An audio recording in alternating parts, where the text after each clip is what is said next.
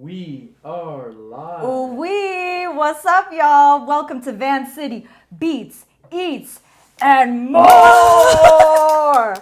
My name is Kazi. I'm joined today by my good friend Vanessa Tam. We out here on the unceded ancestral lands of the Musqueam, the Tsleil-Waututh, and Squamish First Nations, what is colonially known as Vancouver, BC, what we love to call Vancity. Today we're in Mount Pleasant in Vanessa's home. We're also joined today on the show by Bacon, which I'm very excited about. If any of y'all have read the description or seen our IG posts, you know that Vanessa is low-key, high-key, a multi-hyphenate creative, a freelancer who has done photography, writing, digital marketing, which I actually had to explain to my mother today, which was hilarious. Yeah. I love that she's always just like, so what is digital marketing? And when it comes to the Vancouver arts and cultural landscape, Vanessa has been to it all, seen it all, and has been part of it from, I think, an aspect that a lot of artists struggle with, which is like, how do I present myself? How do I tell the story of who I am as an artist and creative? And Vanessa, the way that your brilliant mind works is that you look at numbers and data, and then you're also able to create something creative to be able to share who that person is or their work or tell their stories, whether you're interviewing them for like Beetroot Magazine or Exclaim.ca, or you are capturing on social media and doing Instagram stories, if that's like Red Bull 3 style, or, you know, the other campaigns that you've done. And yeah, there's so much more that Vanessa has done. This is why I say low-key, high-key, which is something I've also learned from her. She's just a legend in the making, and also a social influencer, hopefully soon with your own food channel. Is that on the horizon? Maybe? I don't know. We'll see. Maybe. Yes. Well, today I asked Vanessa if she would do me the greatest favor and cook us this Okonomiyaki dish that she made me once. I'm going to let her tell us about it. Yeah. How are you today? I'm so good. Thank you so much for having me. Yeah. I'm so happy to be on the channel. I actually come from a Chinese heritage background, but I'm really good at making Japanese food. I love Japanese food. We live in Vancouver. Honestly. Exactly. So, you know, this is just like one of my like really impressive, but it's actually surprisingly easy recipes to make. I initially learned how to make this when I was an intern at Hootsuite, like back in the day, like over 10 years ago. And, excuse me. And I was an intern at Hootsuite. We also had a Japanese intern who's from Japan, and they would translate all of our like marketing materials for the Japanese audience. And he's from Osaka, and he taught me how to make Okonomiyaki Osaka style. This is actually the first time I've had Okonomiyaki.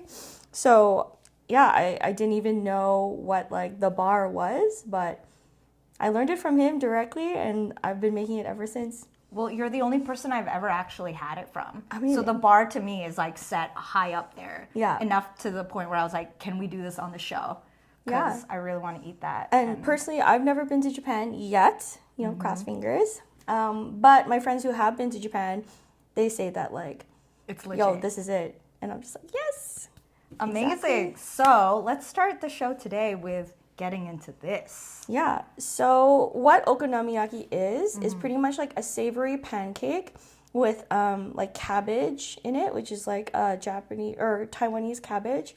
But I've made it in London with just like a regular green cabbage, still works.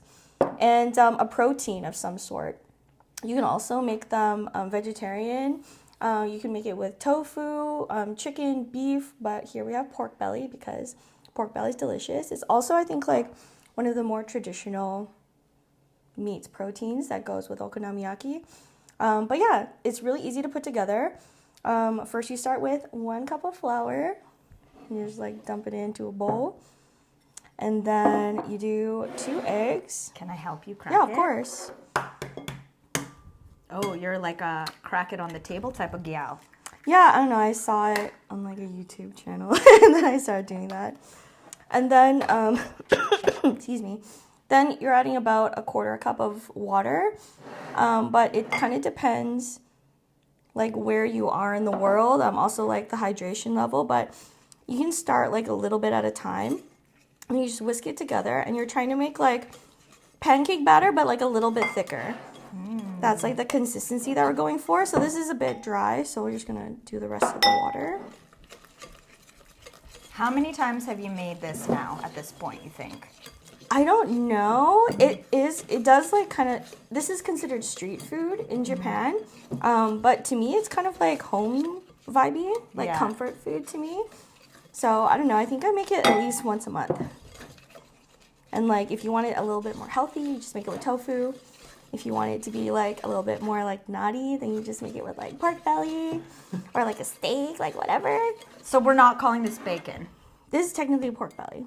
Oh. But you can make it with bacon. The difference is? Bacon is cured and smoked. Pork belly's pork raw. belly is just pork belly. I don't think I've ever known that. Oh, yeah. The more you know. But yeah, even like, so in Vancouver, we obviously have like a huge Asian population. So there's a lot of like great imports. Like you can get like really like rare Japanese ingredients from like Japanese supermarkets and stuff. But when I'm in London, when I'm staying with my friend, they don't have access to that stuff really because they just don't really have the imports like the same way that we do. Yeah.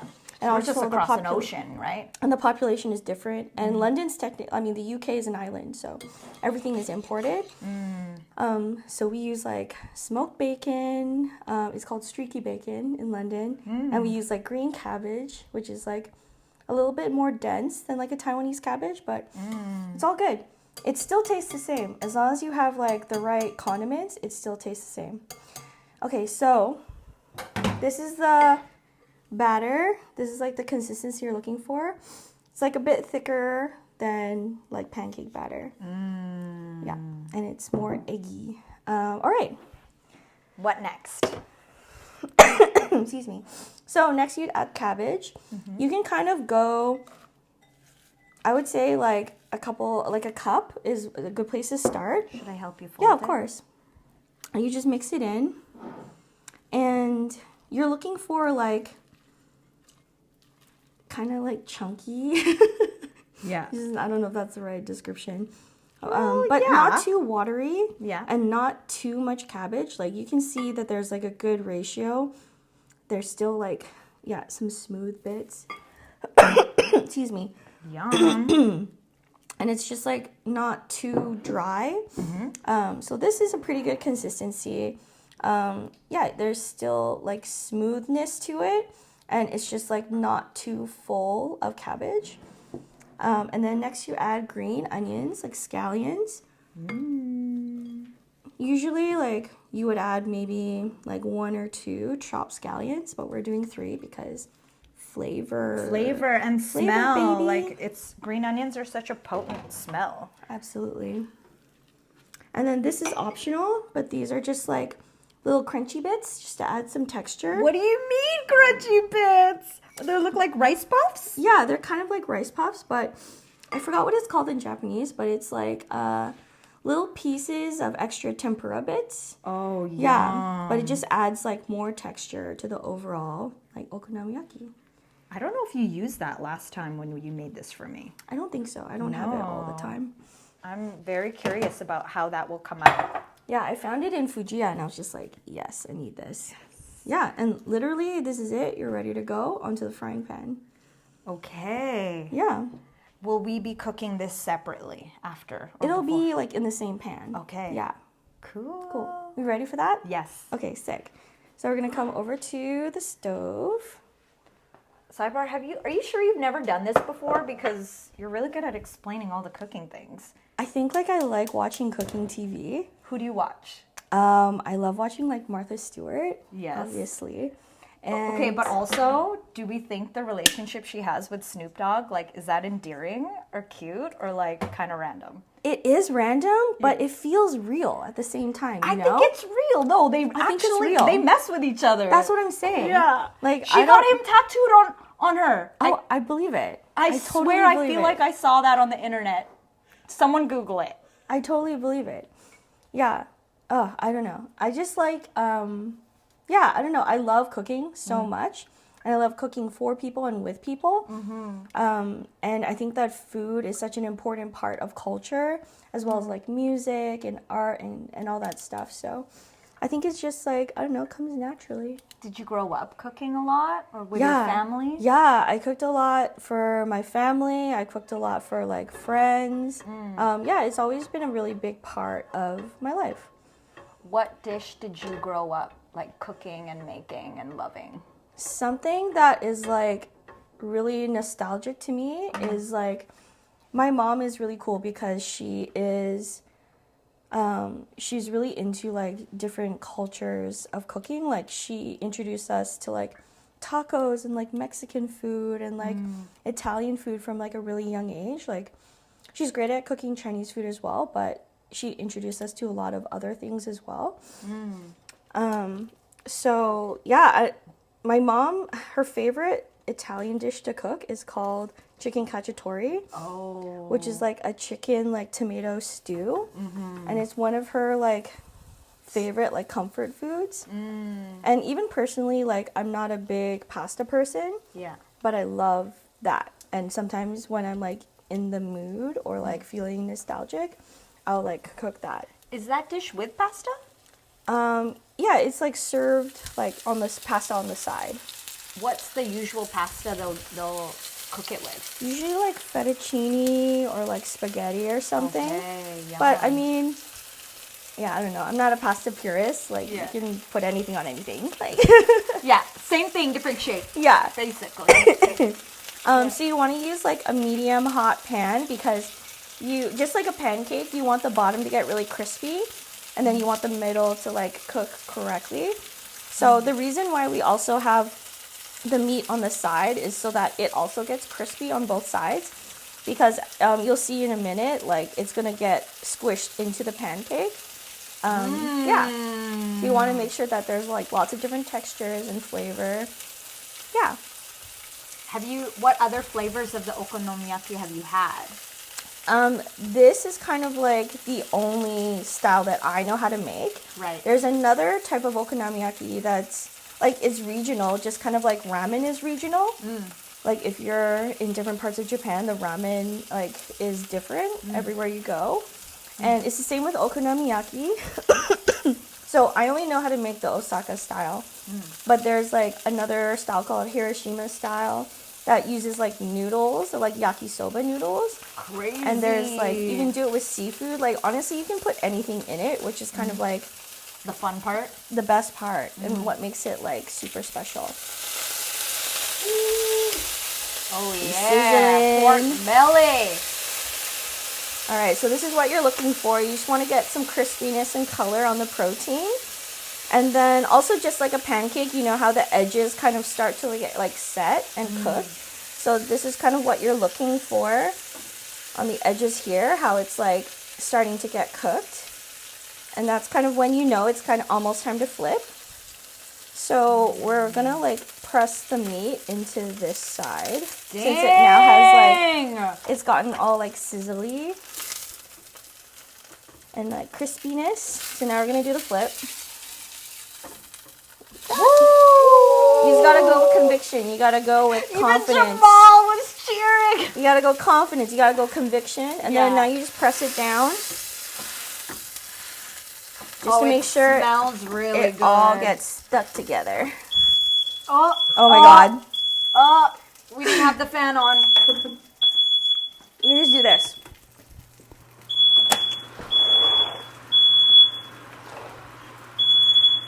Setting off alarms here. The pork belly. The pork belly. I don't know why I'm fanning this. It's like, it's not where the alarm is coming from. Oh my gosh. Still doing it. It's happening. It's happening. It's fine. I hope that this alarm sound is not like copyrighted and then I have to get it cleared or anything like that. We got it. We got it.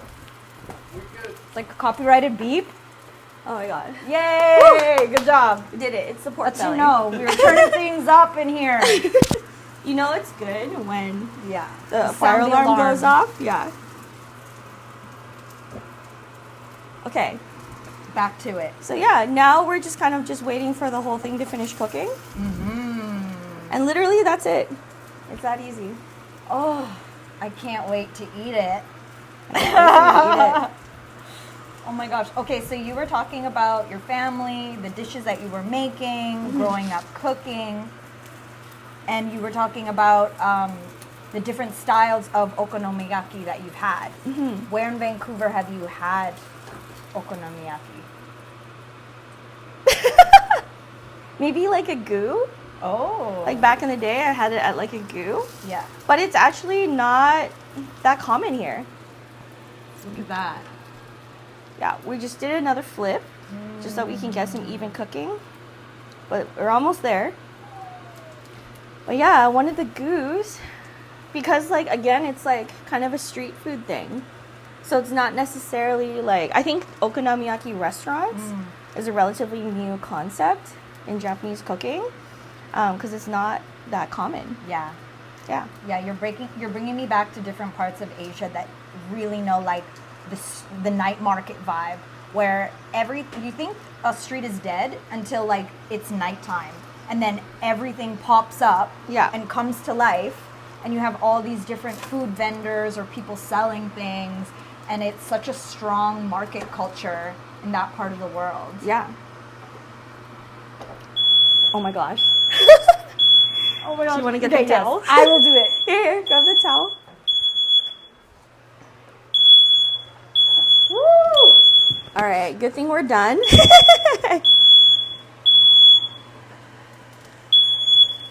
This is the easy part. Okay, we're good. We're done. Sorry, fire alarm. Sorry, fire alarm. There was no major fire. Okay.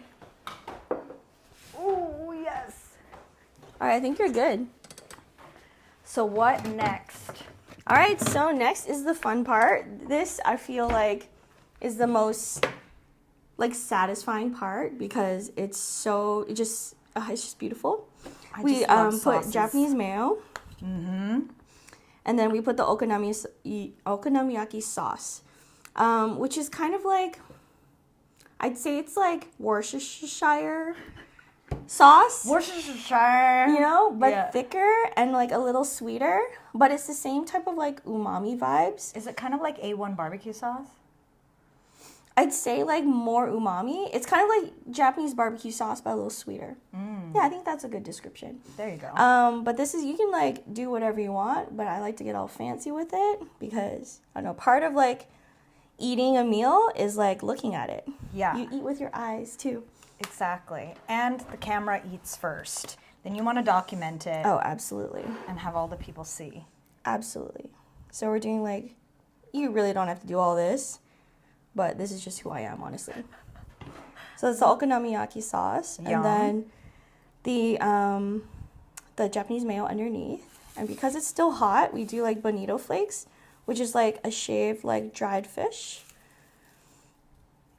And yeah, this part, it just like adds like another layer of texture. Yeah. And then you just add How it looks like it's like alive. little seaweed. Yeah. And literally, this is it. Voila! Okonomiyaki Osaka style. Hell by yes. Vanessa Tam. You are an excellent Martha Stewart, I have to say. I feel like I see a new career on your horizon. Actually, though, of all the different things that you've done, like, this is a good trajectory. Yeah. Have you been thinking about it, is my question. I mean, I made one like cooking video, but I mean, I could do more. Yeah, and then you just kind of eat it.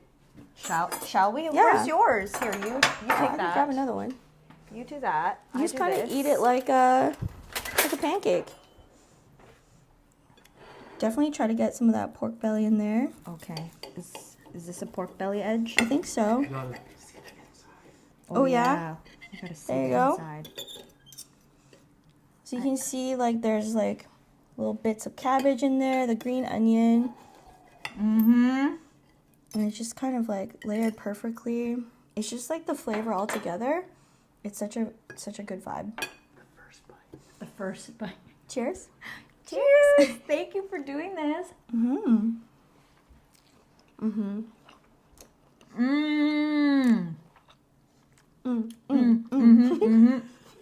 Oh my gosh. It's like the creaminess of the mayo, the sauce of like the okonomiyaki sauce. I got a piece of the pork belly. That's really good. It just tastes like bacon. I don't care. I The love bacon. meatiness of like the protein, crunch from like the little crispy cabbage. bits and the cabbage. And it all comes together with like the carbohydrates of like the savory pancake. Yeah, I also like that it's not like an omelet where it's like it has more sustenance than just like a regular omelet. And it's also like, I mean, aside from like all the condiments, it's pretty healthy.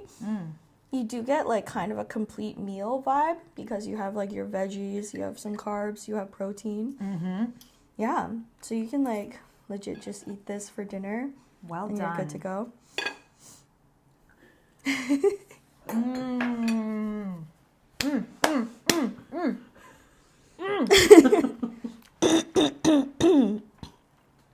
Have more? Yeah. So this is it. It's actually like, if you think about all the steps, it's like pretty easy and it comes together so fast. But like the flavor profile is like really complex and it feels like really fancy. Yeah, this is excellent. Thank you so much for making this and Yeah, you're so showing welcome. all the beautiful humans on the internet how to do this as well. We're not sponsored by them, but I will name drop them because they've been around for a long time. But Fujiya is an excellent Japanese grocery store. They sell most of the ingredients that you can actually get to make this, as well as some dessert that me and Jamal also bought. We've got some mochis on deck and some yuzu cheesecake and a black sesame cheesecake. Today on the show, we're just eating. Basically, that's it. Literally. But yeah, check them out. They're on Clark Drive and Venables. So V, can I ask you some more questions about getting to know you? Yeah, And, of course. you know, like, let's start from the beginning. Because actually, I forgot that you worked at Hootsuite. I forgot, like, you've done literally so many different things. Yeah. To me, my favorite notable story has to do with Jazzy Jeff. You know? But before we get there, I'm going to just leave that as a cliffhanger. Tell us a bit about where you grew up, how you grew up, and how did you end up in the lane of digital marketing? So, I grew up in like southeast Vancouver, around the Kensington area, and also spent a lot of my like youth growing up in Richmond as well. So I finished high school in Richmond and lived there for quite a long time. I think like after school, I realized that I wasn't like a big studying, like studious person. Like it wasn't really like my entire vibe. So I did go to college after high school. I did try a few classes. I did like marketing 101 and economy and like accounting and stuff. And I just didn't really feel like that was my calling. I wasn't really enjoying myself. I wasn't feeling like inspired or challenged. So I just went into the workforce, worked like retail and like for a really long time. Until like I think I was around 25 and I decided like actually I want more from my life and I want more than what retail is, you know? So I started like looking at courses at BCIT, shout out BCIT. Yep. And I found this course. It was like the New Media and Web Development Program, which I think is still active at BCIT. I did that program and I just learned about, you know, a little bit about graphic design, a little bit about coding, a little bit about, you know, recording video, sound design, and digital marketing, social media, which is kind of like my specialty and like the lane that I went to focus in. And after doing that, I told myself that I really wanted to be involved in arts, music, and like the tech scene in Vancouver.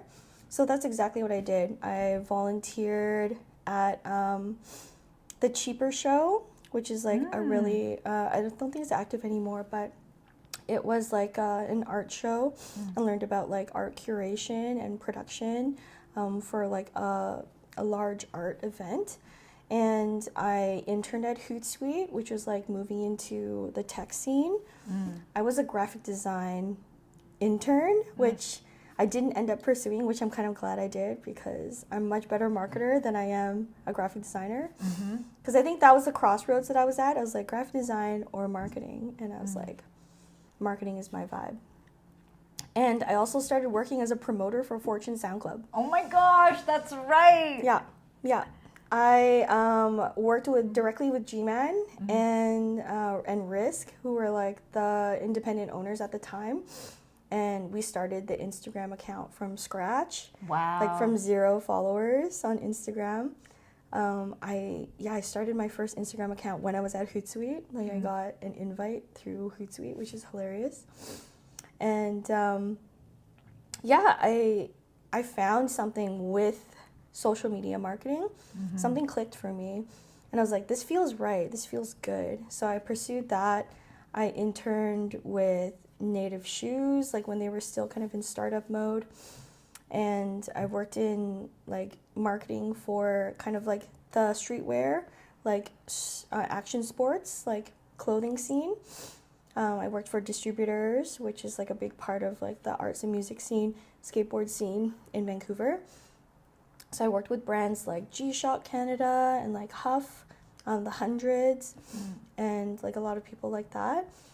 And that kind of brought me around to eventually me kind of like finding myself in that industry and kind of just being like, feeling like I've reached some sort of like mountaintop there or some kind of plateau there. And I was looking for the next thing, which is when I kind of got into like writing and copywriting and music journalism. So I was writing for Vancity Buzz, and I was at Daily Hive. At the time, it was called Vancity Buzz. Yeah. And First started with Vancity Buzz. Yeah, and then I was writing with Glenn, who was the editor and founder of Beetroot magazine at the time. It was a much smaller independent magazine, like music, arts, and culture mag. And I grew into a position where I was the electronic and hip hop rap like editor for that, or like for the section editor for that magazine for a little bit over a year. That insert me, that's when I came to know of you. Yeah. Because I would read your stuff and I would see your name over and over again. And then I would start seeing your name on social media accounts of like artists and musicians that I followed. And you were always giving internet love. I was like, who is this person? I'm like, oh, I've read your article. Continue. Thank you. I love this. Yes. And also like being involved in Fortune Sound Club and involved in like music journalism in the local scene, that kind of connected me to all the other local crews like Chapel Sound, shout out Chapel Sound. Shout out Chapel Sound. And like Michael Red and like all of like the Bass Coast team. Like I like connected with all these people and all the venues, including like the Rickshaw, you know, obviously Fortune Sound Club, and like the Vogue and all the other like local venues in Vancouver. Which eventually, this is like my career is so convoluted. And that connected me to Kenny Mack, who was running the global DJ competition Red Bull 3 Style. I'm so proud of you from that moment. Yeah. That was such a sick opportunity. And I worked with them for about 2 years. And that gig took me around the world on like tour buses across Europe and in Asia. Like that with all the best DJs in the world. Yeah. With, FYI. Like, with DJ Craze, with Four Color Zach, with DJ Puffy, like with Uncle Nunu. Uncle Newmark, DJ Newmark, Flip Out, our friend Flip Out. Yeah. And that like exposed me, and just like that experience was second to none. And Jazzy Jeff. And DJ Jeff, yeah. He was one of our like world final judges. Which Vanessa helped and taught him how to use Instagram better. Yeah, we did like a social media workshop for like all these like major like DJs. And it's just like, this is how you do like Instagram to the next level. And he's just like, whoa, like just blowing minds. That's so funny. Oh my Yeah. gosh, I love that. And Yeah. then? Oh my gosh. And then, where did I go from there? Then I got into like photography. I think like an opportunity came up where one of my now photo mentors, Ja Texan from LA, shout out Ja, he was doing a like masterclass kind of workshop with it's called Worldwide Walls, or Walls Worldwide now, but in the past it was called Powwow, which is a mural festival that started in Hawaii and now it's like worldwide, obviously. And they had a festival in Long Beach, California, and that's when it was like the first photography program like was kind of overlaid with that festival. So I did a little like fundraising campaign and went down. And Not by yourself though. no, with you. We drove down to California together. Yes. That Yeah. was 2019? 18. Something like that, yeah. 18, 19. 2019, I I think. think 19, yeah. She'd gotten to the program and then she was like, hey, I'm going down to California, want a little road trip?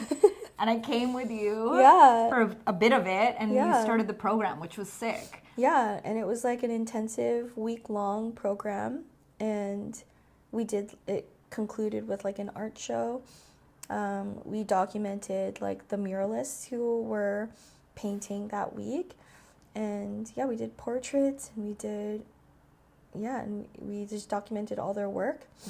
And it was like such an incredible experience, and I just learned so much about like the studio environment of photography, because like, I mean, we all have phones in our pockets, we're all photographers, we're taking photos all the time, but to kind of like take that to like a professional level and like to make a career out of photography is like a pretty different conversation. So yeah, I just learned all about that. Yeah, your photo game stepped up a lot after Yes, that. yeah. And it was really cool to see you now applying like all the different ways that you've supported artists in the past, but now you could add this element of like doing portraits, or like you did a bunch of behind the scenes for music videos.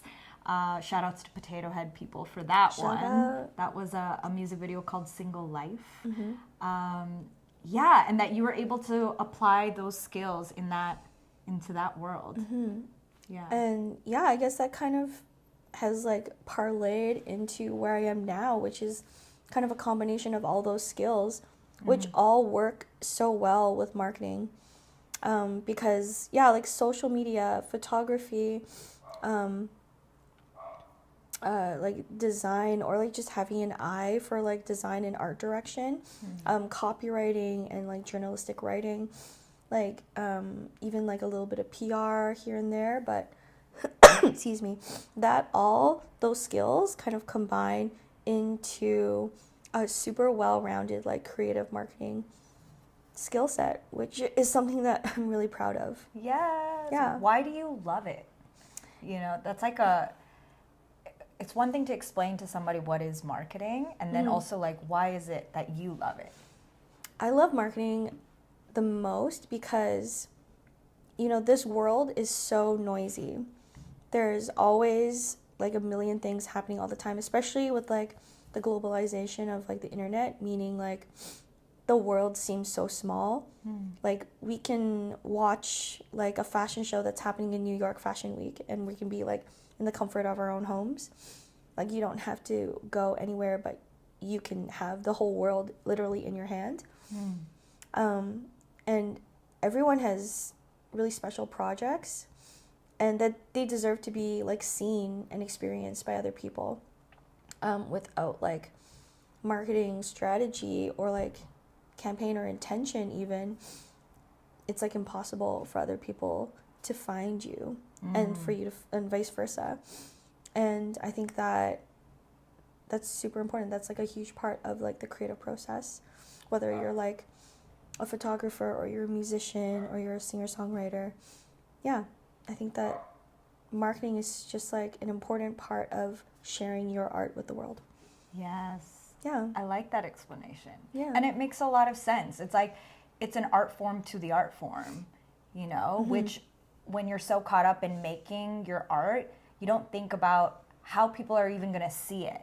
And there's so many things that projects that end up falling through the cracks, or like don't get the shine, the push, the reach That they deserve. Yeah. So what's next for you? Next, I have been like working on like content creation, specifically like video content creation. So like TikToks and like Reels and stuff. I did like kind of an experiment in October of posting something every single day, or making a new like video content idea every single day, and that's been really interesting, and I learned so much from that. So I think I'm just gonna continue that, and I have a couple contracts for social media right now, and yeah, just kind of looking for my next like big like gig or big project to kind of really fall in love with and like dive into. Yes. Yeah. You are the only person that I've ever heard say that you love the internet. Like, you love internet culture. I love it. Why? I love it because I just always want to know about what is next, or what is new, or what people care about now. I think that like nostalgia is cool, and I think that it's interesting, but I think that the future is more interesting. And I just like think that technology and the internet in general is obviously a big part of that. So that's like includes like the future of AI, the future of like, I don't know, even like social media in general is changing a lot. And yeah, I think that is super fascinating to me, and I always just want to hear something new. Yeah. See something new. A lot of people on the internet like to complain. I mean, like, that's the platform you have to complain and feel like you're being heard, whether you are or not. I don't know. Yeah. But that is something that people will complain about, is like, something has changed and they don't like this new setting for a thing, blah, blah, blah. But like, whenever I've talked to you, you always seem to embrace whatever is currently on trend, and then also giving me the 411 on what is like upcoming. And so I guess I'm wondering, like, what things are you seeing on the horizon that excite you? Like, you mentioned a little bit about AI. A lot of people complain about AI or are afraid of AI. What do you really think? I think that AI is a tool, first and foremost. And I do think that because AI always pulls from the past, like work that's already been done, that's been loaded into AI, AI doesn't know what the future is. It can't make anything brand new because it's informed by the past. It doesn't like have the ability to be like truly creative. Like, I have this weird hobby that I'm going to share with you. Oh my God, yes. That like sometimes when you think of a weird URL, like a website, and you just plug it into like a browser, and if it doesn't exist yet, sometimes I'll just buy it with no plans to do anything with it, just to have it because I'm the first person who thought about it and decided to buy it. That's my original idea. So www.yeahrightmeow.com, that's mine. Like, no one thought of that. Meow.com?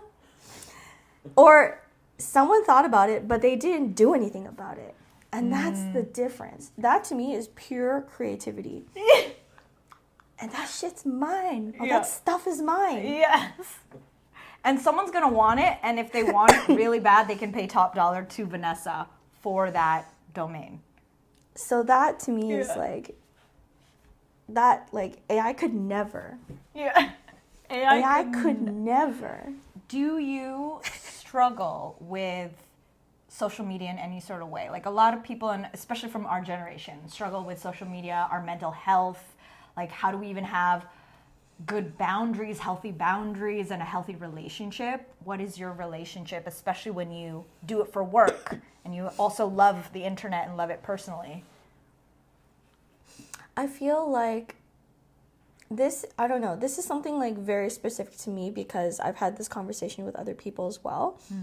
And I have like this odd amount of willpower that if I want to put the phone down, I can just like Put the phone down.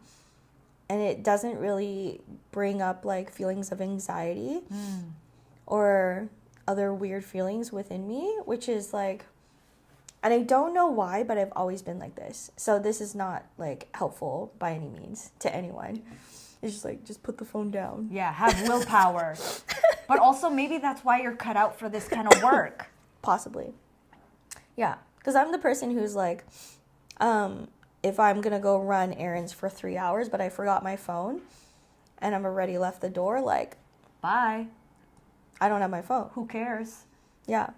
You'll see me when you see me. Yeah. And I'm okay with that. But I know that can bring up a lot of anxiety in people. Not being connected or like not having access to something or wanting to look at something but not being able to. And I'm just like, I don't know, it's just like a weird thing that is like specific to me. I don't know.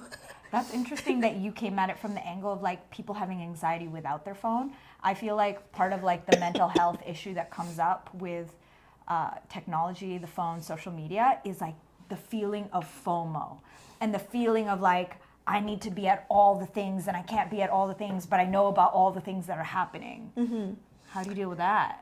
Honestly, I think that just getting older has like really, and like the confidence that you gain and like the security of who you are, you gain when you get older is what has really allowed me to really lean into this like, this decisiveness. And I think that that just comes from like life experience and just like mental growth like within yourself. So unfortunately those are not very like useful. No, I think that could be useful. Yeah. Like get grown. Grow up. Like make a decision and be okay with it. And then like make everybody else have FOMO about what you're doing at home. I just made that one up. Yeah, just like grow up and just be satisfied in your decisions. Such grown advice. It's like, this is not helpful. So like 13-year-old person. Yeah, just like grow up. Yeah.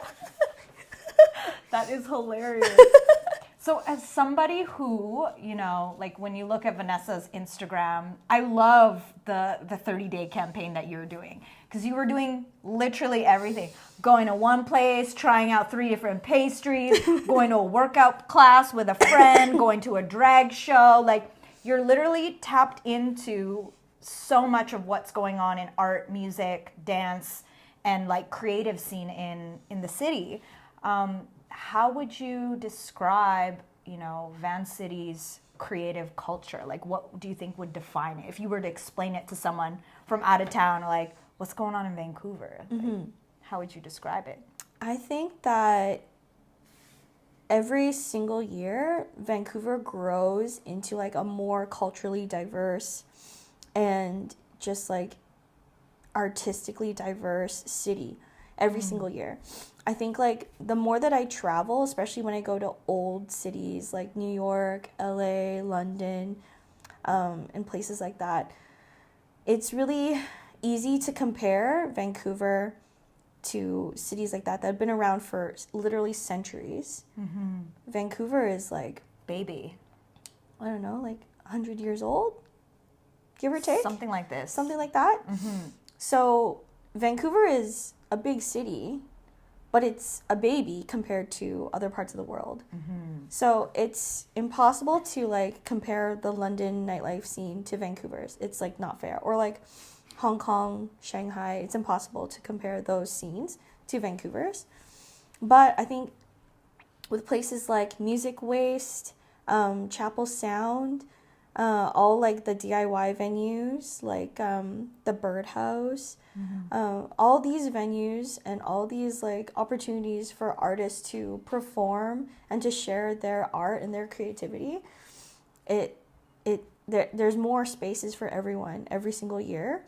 I think you just need to, if you connect with just one person, I mean, our scene is completely connected. It's like a huge like web of people that support each other, that go to each other's shows, that like, you know, support each other and shout each other out all the time.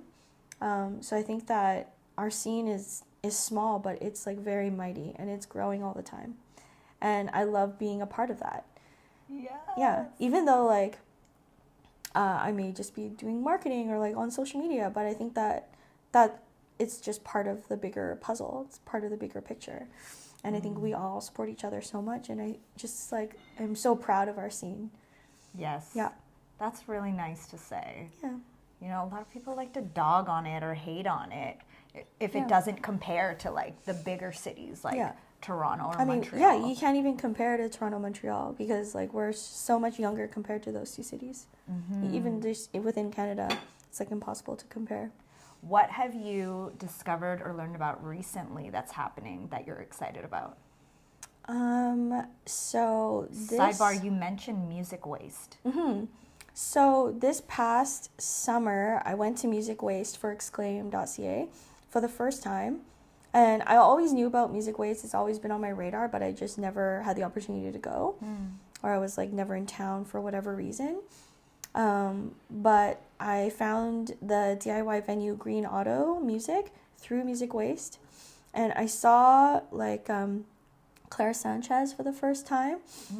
Not familiar. She's, I think, of Filipino descent. Yeah. And she kind of has, like, her music, it has, like, country vibes. Oh. In it. And that was, like, the first time I've ever heard, like, a singer-songwriter, a person of color do country or have, like, country, like, vibes within their music. And I also... I can't remember the band, but their motto is "Screaming is healthy." So they're like a punk band, and they are like UBC students that work very, very hard, but like to relieve stress, they like bang pots and pans and scream in like parkades, and that's like their artistic expression. So they're like, I mean, he could be your next like GP. He could be your next brain surgeon. And he also screams in parkades. And he's like an incredible artist. And he like had a microphone like in the crowd, so like people could just come up and like scream along to his music when he's performing on stage.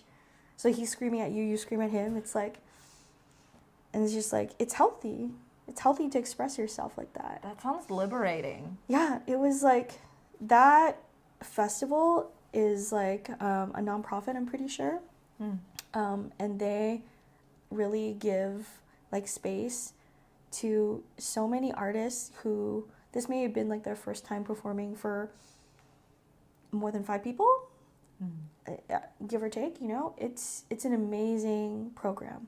And yeah, it was like such an honor to cover them.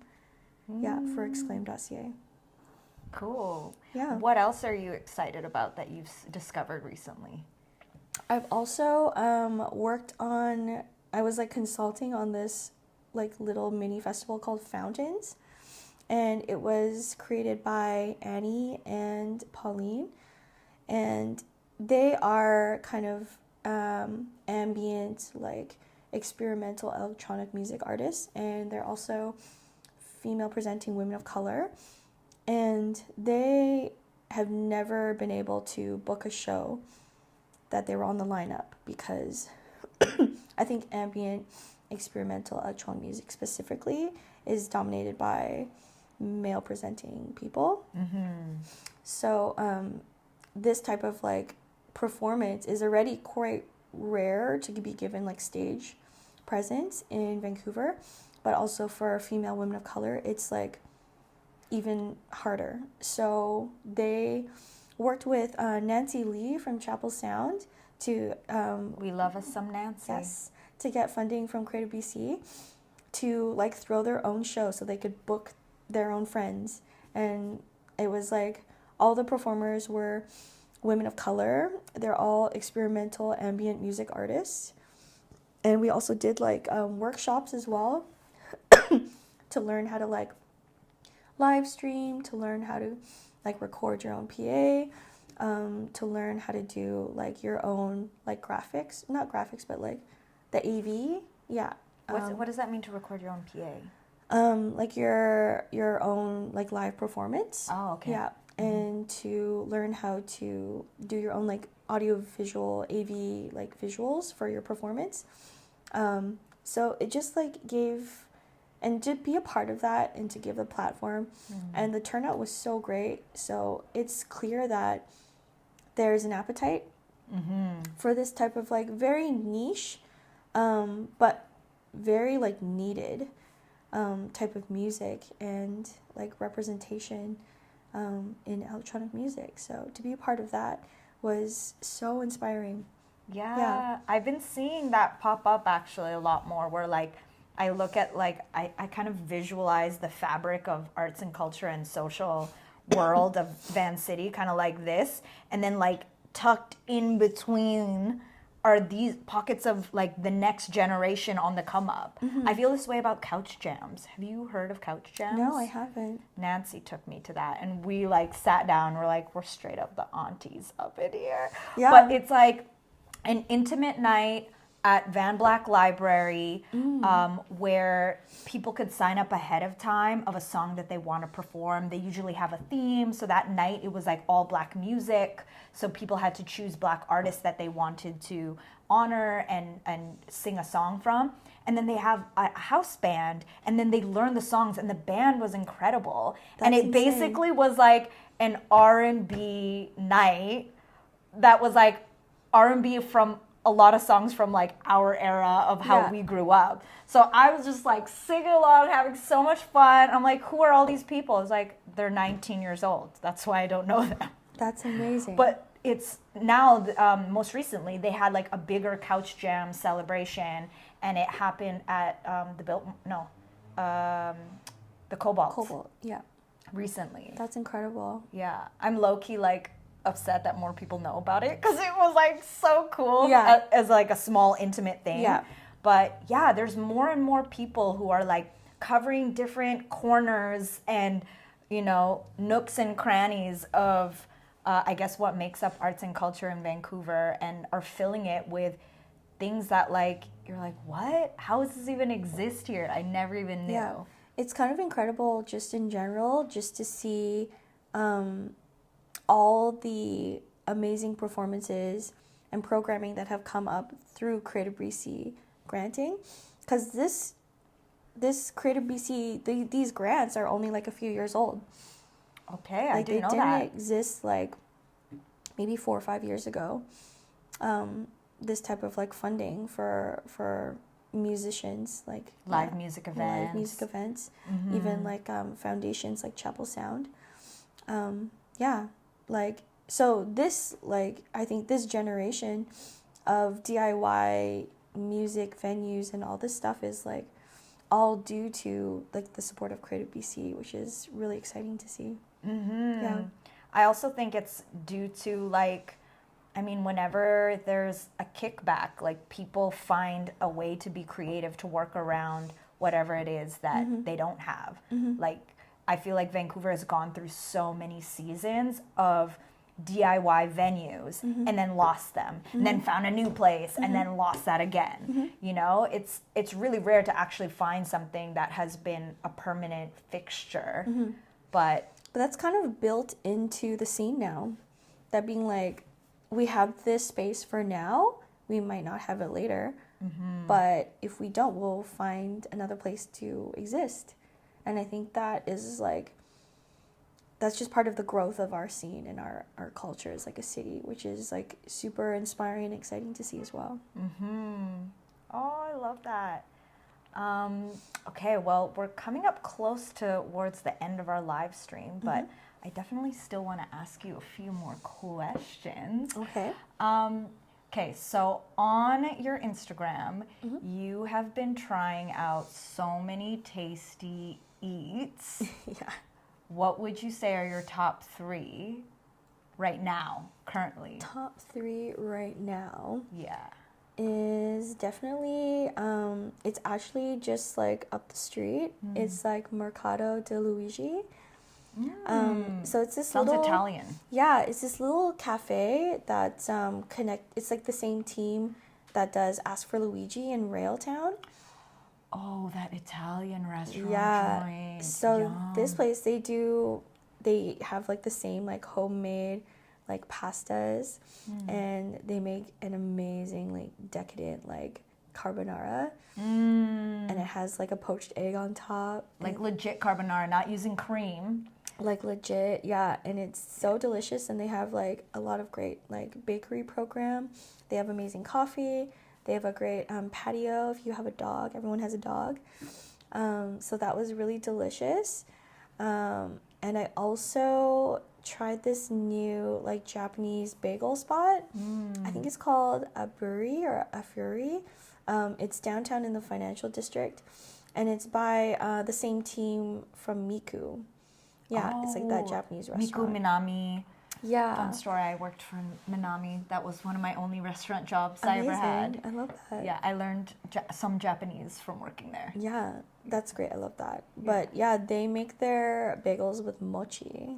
What? Speaking of mochi, while we're still talking, Jamal, can you go to the fridge to open up the mochi and then have it ready so that we can end the live stream eating them? Thank you.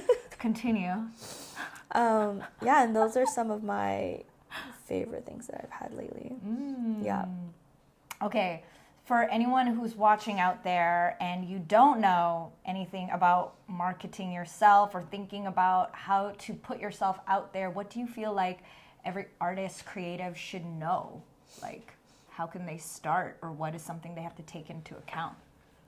Yeah, I think when it comes to marketing, I think it's important to kind of understand where your fans are first and foremost.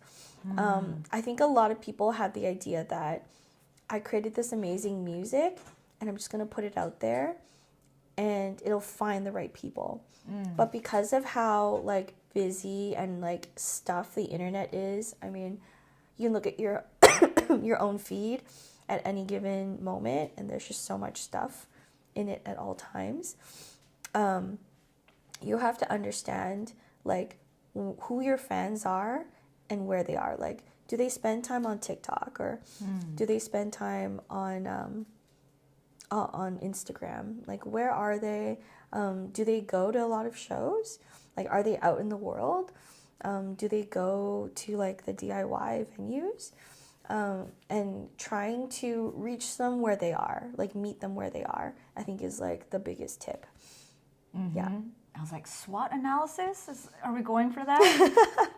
Not necessarily.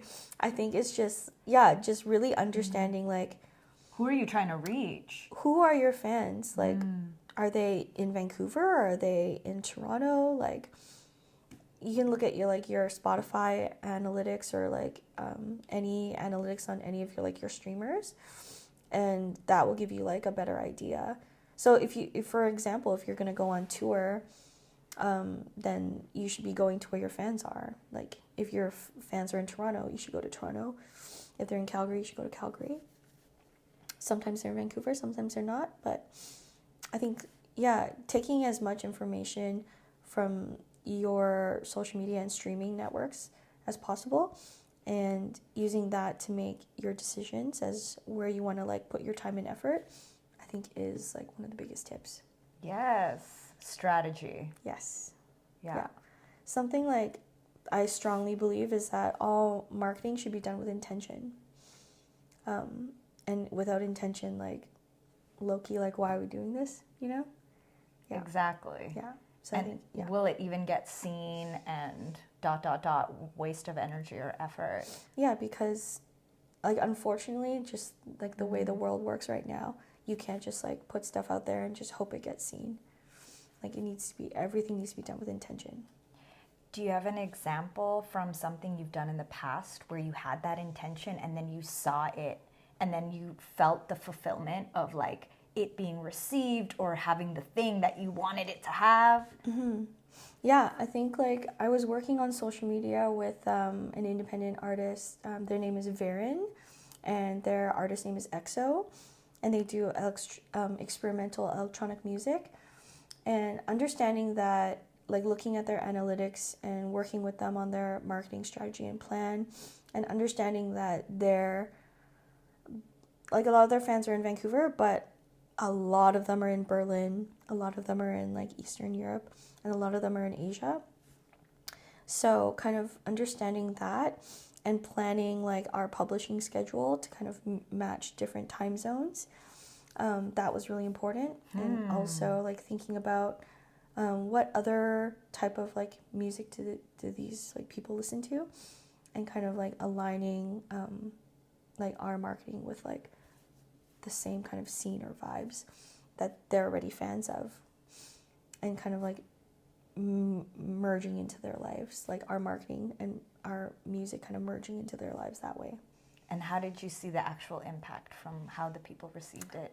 Miss Varen is on tour right now. Yes. She is touring all across Asia, and she has toured across Europe twice. Wow. She plays a lot of shows in Vancouver because obviously she has fans here. But we know for a fact that their fans are based in Europe and Asia. So that's where we, have focused a lot of like the marketing and like the tour dates and stops in those places. That's so satisfying. Yeah. Aww. It's great to see like people succeed, because like that they deserve it. Like that their work, it's like really high quality and it deserves to be heard.